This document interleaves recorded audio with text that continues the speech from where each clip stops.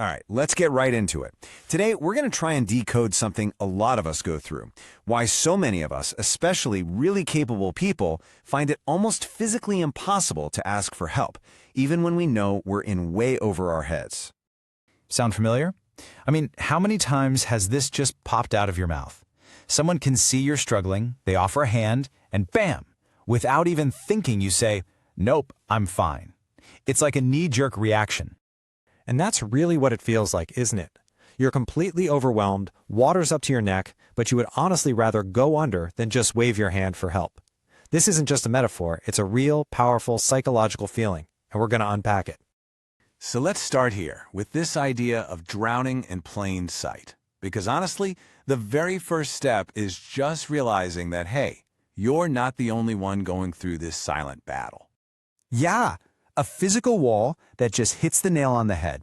It's not just a little hesitation. It feels like a genuine, invisible force field that stops the words, "I need help," from ever leaving your mouth.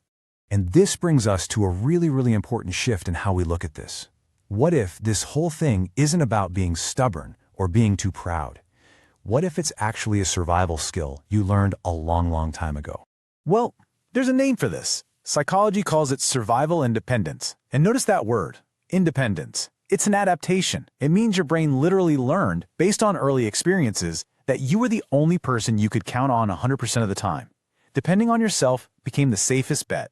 This is the key takeaway, right here. This is not a personality trait you were born with. It's a learned adaptation. It's a response to the world you grew up in. It was a pattern that at one point absolutely kept you safe. It is not, and never was, just you being difficult. When you boil it all down, it's really this simple. As a kid, your brain is a learning machine. And if it learns over and over again that when you ask for help, nobody comes, well, eventually, you just learn to stop asking. You learn to handle things yourself. So, how does that happen? How does this pattern get so deeply wired into who we are? Let's go back and look at how that strong one identity gets created in the first place. A lot of the time, it comes from something called parentification. Now, that's just a fancy word for when a kid has to become the emotional grown-up in the room. You're expected to manage the feelings of the adults around you way before you've even figured out your own. And this teaches you some really tough lessons. First, you learn that any support you get is probably temporary, so you can't rely on it. Second, you learn that your needs, they go on the back burner. And third, the only logical conclusion is you have to be the strong one, because no one else is going to do it. Okay, so you build up this incredible strength as a kid, but being that strong, that early, comes with a really high price in your adult life. For starters, your bar for trusting people becomes sky high. It's not that you don't like people or don't want help, you just don't really believe it'll stick around. Your brain is just wired to expect people to eventually let you down, so letting your guard down feels incredibly risky. And then there's the guilt.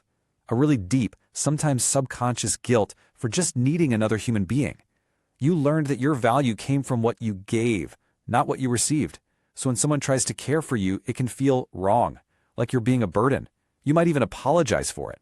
And this is a wild one. Your body gets used to being stressed out. Your nervous system was on high alert for so long that when things are finally calm, it can actually feel anxious. Quiet can be unsettling, because you learned that quiet was just the pause before the next crisis you'd have to solve. So, if any of this is starting to sound way too familiar, this next part is for you. This is the most important reframe of all. This is an adaptation, not a flaw. You are not flawed. You are adapted. Seriously, let that one sink in for a minute. For all the years you might have thought there was something wrong with you, that you were broken, psychology doesn't see it that way at all. No, what psychology sees is someone whose nervous system adapted brilliantly to early pressure. You learned how to be responsible before you ever learned how to feel safe. You learned strength before you ever had a chance to learn softness. And that incredible silent strength that got you through, it doesn't have to be a prison for the rest of your life. So, if it's not a prison, what's on the other side?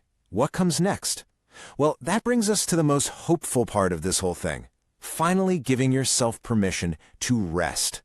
And let's be super clear about this. Healing doesn't mean you have to become weak. It doesn't mean you become helpless. That's probably the biggest fear holding you back, right? It's about something so much better. It's about finally learning that you are allowed to put the weight down, The war you were fighting is over. You don't have to carry the world on your shoulders anymore. You're allowed to rest. And you know what? Just by listening to this, by trying to understand the why behind it all, you've already taken the biggest step. Seeing this as a clever adaptation and not a personal failure, that's where all the power to change it comes from. So I'll just leave you with this one last question to think about. What if that core belief you have is completely backward? What if needing other people, asking for that life jacket, what if it's not a burden at all, but a basic human requirement